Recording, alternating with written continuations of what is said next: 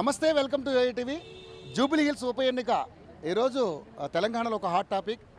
ప్రతి పార్టీ కూడా అంటే ముఖ్యంగా బీఆర్ఎస్, బీజేపీ, కాంగ్రెస్ మూడు కూడా చాలా ప్రధానంగా ఈ ఎన్నికని ప్రత్యాత్మకంగా తీసుకున్నటువంటి పరిస్థితి. సో ఇక్కడ గెలుపు అందరికీ ముఖ్యమే కాబట్టి మరి జూబ్లీ హిల్స్ గడ్డ మీద ఏ జెండా ఎగరబోతుంది అనేది రకరకాలైనటువంటి సర్వేలు వాళ్ళ యొక్క విశ్లేషణ చేస్తున్నప్పటికీ కూడా మనం గ్రౌండ్లో ఉన్నాం. ఈరోజు మనతో పాటు మా బీఆర్ఎస్ సీనియర్ నాయకులు మరి జనార్దన్ రెడ్డి గారు ఉన్నారు. ఆయన అడుగుదాం మరి పరిస్థితులు ఏ విధంగా ఉన్నాయి, మరి మాగంటి సునీత గారికి విజయావకాశాలు ఎంతవరకు ఉన్నాయనేది సార్ అనేది తెలుసుకుందాం. సార్ నమస్కారం. సార్ జనార్దన్ రెడ్డి గారు, సో సరే జనరల్ ఎలక్షన్స్ ఎలాగో మనం చూసాం, అదే ఇది ఉప ఎన్నిక కాబట్టి ఇక్కడ పరిస్థితులు మూడు పార్టీలు కూడా చాలా టగ్గాఫార్గా ఫైట్ చేస్తూ ఉన్నాయి. ముఖ్యంగా బీఆర్ఎస్ సిట్టింగ్ స్థానం మీదే కాబట్టి ఏ విధంగా ఉంది, జనాల నుంచి రెస్పాన్స్ ఏ విధంగా ఉంది, ఎందుకంటే అందరినీ కలుస్తూ ఉన్నారు, ఏ విధంగా ఉంది సార్ పరిస్థితి? రెండు విషయాలు చెప్పాలి మీకు. గత ఎన్నికల్లో హైదరాబాద్ పట్టణంలో ఉన్నటువంటి ప్రతి సీటు టీఆర్ఎస్ గెలిచింది. అవును సార్. ఎందుకు? ఇక్కడ అభివృద్ధి జరిగింది. కేసీఆర్ గారు ఆధ్వర్యంలో కేటీఆర్ గారు హైదరాబాద్ నగరాన్ని అద్భుతంగా తీర్చిదిద్దాడు. మళ్ళీ హైదరాబాదులో టీఆర్ఎస్ వస్తేనే సేఫ్ ఉంటుంది అనేది తీర్పిచ్చారు ప్రజలు, నగర ప్రజలందరూ. గ్రామీణ ప్రాంతాలకు వచ్చినప్పుడు ఏం జరిగిందంటే, ఇక్కడ కేసీఆర్కి మేము 2 సార్లు ఓటేస్తే ఎకరాకు 10,000 రూపాయలు వస్తున్నాయి కదా, ఈయనకేస్తే 15,000 వస్తాయి. రైతులు అలా మోసపోయారు. ఆసరా పింఛన్ తీసుకున్న వాళ్ళు ఏమనుకున్నారు, మేము 2 సార్లు ఓటేసినాం, కేసీఆర్ గారికి వేస్తే 2,000 వచ్చినాయి, ఇప్పుడు ఈయనకి వేస్తే 4,000 వస్తాయి కదా అని అక్కడ ఆసరా పింఛన్ ద్వారా మోసపోయారు. తర్వాత మహిళలు ఏం చేసారు, అయ్యో మేము ఓటకు వచ్చిన 18 సంవత్సరాలు పెళ్ళైన ఆడవాళ్ళకు ఉంటే ఇంట్లో ఉంటే 2,500 ఇస్తామని చెప్పారు. అరే మాకు అత్తకు 4,000 వస్తాయి, మాకు 2,500 వస్తుంది, 6,500 రూపాయలు వస్తే మా ఇల్లు గడుస్తుంది కదా అని చెప్పి అత్తను కోడలు పోయి అత్తను ఒకసారి కాంగ్రెస్కి వేయమని చెప్పింది. ఈ అయిపోయిన తర్వాత మోసపోయి ఎన్నికలు వచ్చిన తర్వాత 100 రోజుల హామీలు అని చెప్పారు. 100 రోజులు పోయినాయి, 500 రోజులు అయినాయి, 2 సంవత్సరాలు 50% వయసు అయిపోయింది, 5 సంవత్సరాలు 50% అయిపోయింది వాళ్ళది. ఇప్పుడు అర్థమైపోయింది రేవంత్ రెడ్డి గారి లాంగ్వేజు. ఆయన గెలిచిన తర్వాత తొండలు ఇడుస్తా, మెడల పేకలు వేసుకుంటా ఇవన్నీ మాట్లాడుతుంటే ప్రజలకు అర్థమైపోయింది ఇది ఉట్టి లంకే బిందెలు, బుల్డోజర్లు, అదేవిధంగా హైడ్రా ఇవన్నీ పెట్టిన తర్వాత ఈ 2 సంవత్సరాలే మాయమాటలు చెప్పి కేసీఆర్ను అరెస్ట్ చేస్తాను, కేటీఆర్ అరెస్ట్, ఇవన్నీ మాయమాటలు చెప్తున్నాడు కానీ ఇది అయ్యేది కాదని చెప్పి ప్రజలకు అర్థమైపోయింది. గ్రామీణ ప్రాంతంలో ఇవాళ ఉన్నటువంటి వాళ్ళు ఇక్కడ హైదరాబాద్ జూబ్లీ హిల్స్లో నివసిస్తున్న వాళ్ళ చుట్టాలకు ఫోన్ చేసి చెప్తున్నారు, మేము మోసపోయినాము కాంగ్రెస్ పార్టీకి ఓటేసి, మళ్ళీ మీరు మోసపోవద్దు, మీరు బీఆర్ఎస్ పార్టీనే గెలిపియండి అని చెప్పి మేము క్యాంపెయిన్ చేస్తలేము. అక్కడ రూరల్ నుంచి ఎవరైతే కాంగ్రెస్ పార్టీకి ఓటేసినరో, నేను తప్పు చేసినా యాజ్ మీ బంధువుగా మీకు ఫోన్ చేసి చెప్తున్నా, మీరు కంపల్సరీ మీరు బీఆర్ఎస్ పార్టీకి వేయండి, బీఆర్ఎస్ పార్టీకి వేస్తేనే గెలిస్తేనే మళ్ళీ తెలంగాణ కానీ హైదరాబాద్ సేఫ్ ఉంటుంది అనేది వాళ్ళు స్టార్ క్యాంపెయిన్లు. మాకు ప్రజలే ఓటర్లే, మాకు ఇక్కడ కాంగ్రెస్ పార్టీకి మంత్రులు స్టార్ క్యాంపెయిన్లు, మాకు ప్రజలే.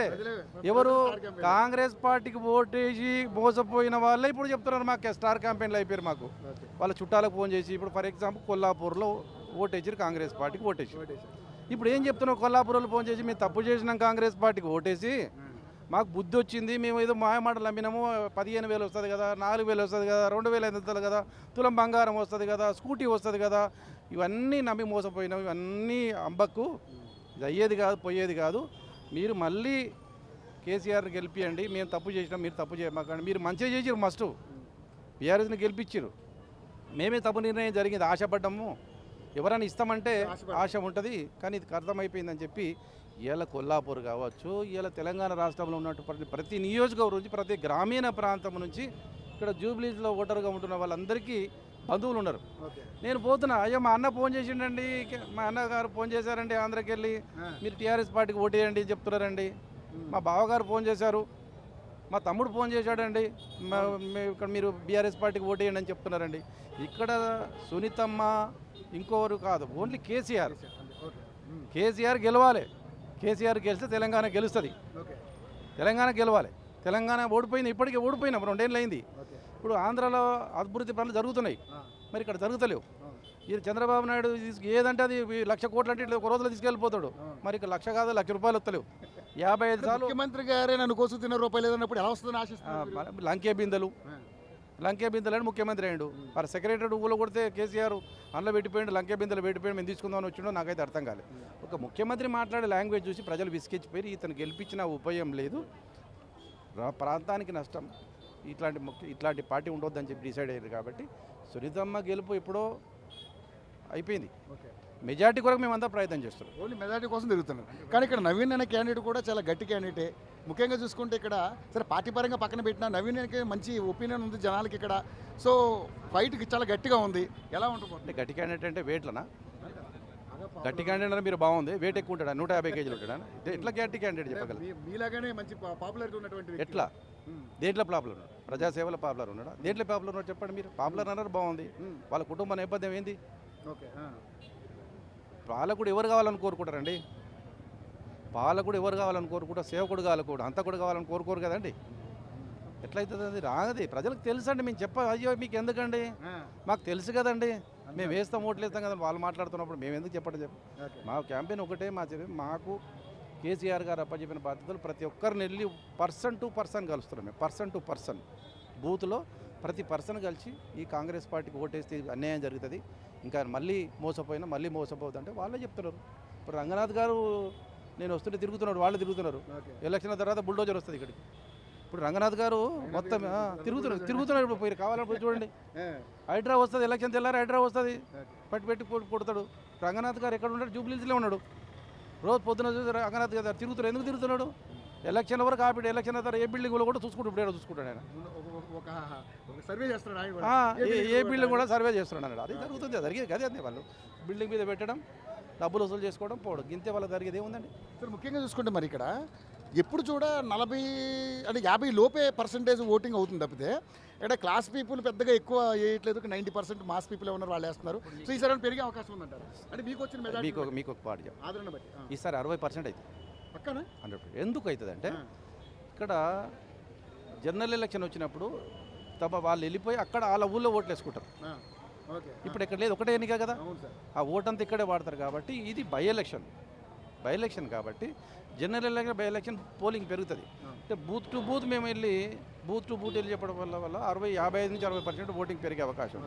ఎంత ఓటింగ్ పెరిగితే అంత బీఆర్ఎస్ పార్టీకి ఉపయోగం. అదే కదా సార్, దాన్ని బట్టి నేను అడిగింది క్వశ్చన్. అందుకే 100%. ఇంకోటి ఏంటంటే మరి ఇక్కడ అజరుద్దీన్కి మంత్రి పదవి ఇవ్వడంలో మరి ముస్లిం మైనారిటీ ఓట్ల విషయంలో కూడా వాళ్ళు ఏదో ఒక కొత్త రాజకీయం క్రియేట్ చేస్తూ ఉన్నారు. సో దాన్ని ఎలా మీరు తిప్పికొట్టే అవకాశం ఉంది? మీకు ఏమర్థమైంది దీన్ని బట్టి? 11వ తారీఖు ఎన్నికలు ఉంటే ఈరోజు మంత్రి పదవి ఎందుకు ఇస్తున్నారు? 2 సంవత్సరాల తర్వాత అజరుద్దీన్కి ఎందుకు ఇస్తున్నారు? అంటే మైనార్టీ ముస్లిమ్స్కు మాకు వ్యతిరేకంగా అయిపోయినారు, కనీసం వాళ్ళకి మంచిగా చేసుకుందాం అని ఆలోచనతో ఇస్తున్నారు. మైనార్టీ అజరుద్దీన్ ప్రేమతో ఇస్తలేరు.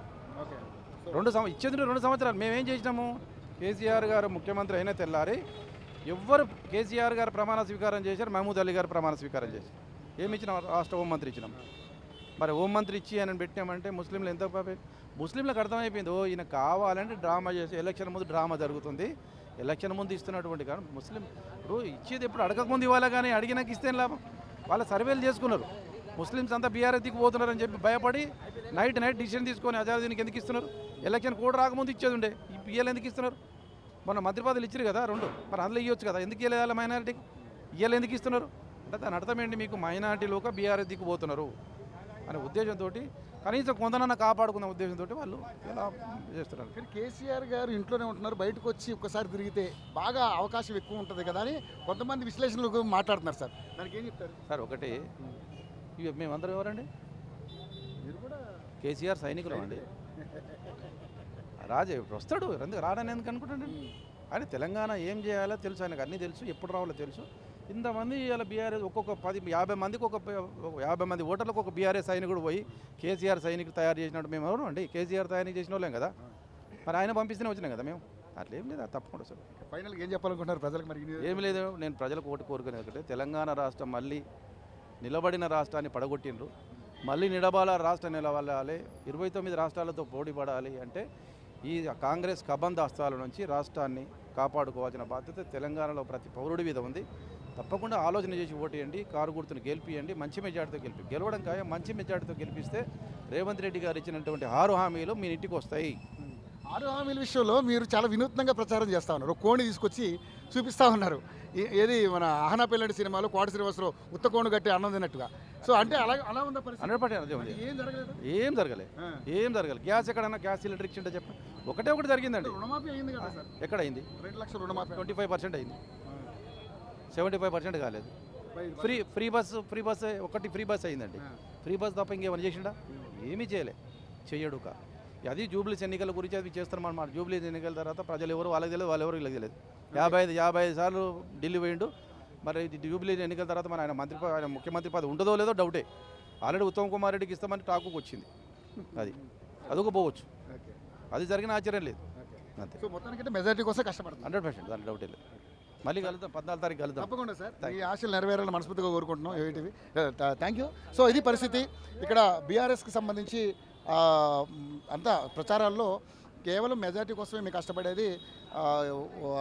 గెలుపుకి ఎప్పుడో ఖాయమైందంటూ కూడా ఈరోజు జనార్దన్ రెడ్డి గారు చెప్పడం జరుగుతూ ఉంది. సో మొత్తానికైతే బీఆర్ఎస్ పార్టీ గెలుపు దిశగానే ప్రయత్నం చేస్తూ ఉంది. చూద్దాం ఏం జరగబోతుందో. 11వ తారీఖున ఓట్లు ఏదైతే ఎన్నిక ఉంది కాబట్టి ప్రతి ఒక్కరూ ఇటు జూబ్లీస్లో ఉన్నటువంటి ప్రతి ఒక్క ఓటర్కి మేము విజ్ఞప్తి చేస్తూ ఉన్నాం. పూర్తి స్థాయిలో మీ యొక్క ఓటు హక్కును వినియోగించుకోండి. ఎప్పుడు కూడా ఒక 50% లోపే ఏదైతే ఓట్లు నమోదవుతున్నాయి కాబట్టి ఈసారి 60% ఓట్లు నమోదయ్యే అవకాశాలు ఉన్నాయంటూ కూడా రకరకాల విశ్లేషణలు వినబడతా ఉన్నాయి. చూడండి, దయచేసి అందరూ కూడా మీ యొక్క ఓటు హక్కును వినియోగించుకోండి. పార్టీని మీరు ఎవరినైనా గెలిపించుకోండి, కానీ ఓటు హక్కు మాత్రం అందరూ వినియోగించుకొని మేము మా యోఐటీవీ ద్వారా అప్పీల్ చేస్తా ఉన్నాం. Vote studio.